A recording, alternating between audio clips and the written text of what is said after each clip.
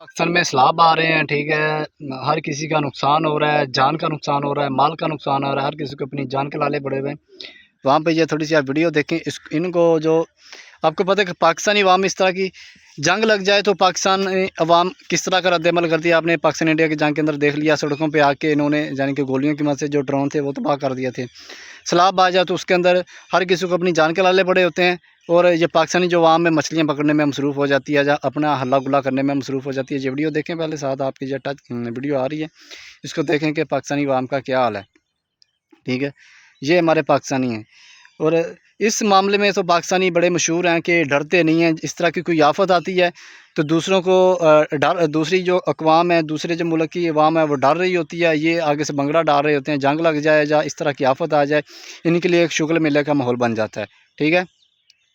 बाकी देखो हर किसी को अपनी जान की पड़ी है, माल की पड़ी है, हर कोई गुज़रने का सोच रहा है और ये इनको मछलियाँ पकड़ने की पड़ी हुई है कि हम मछलियाँ पकड़ लें, बाद में शायद मिलें कि ना मिलें।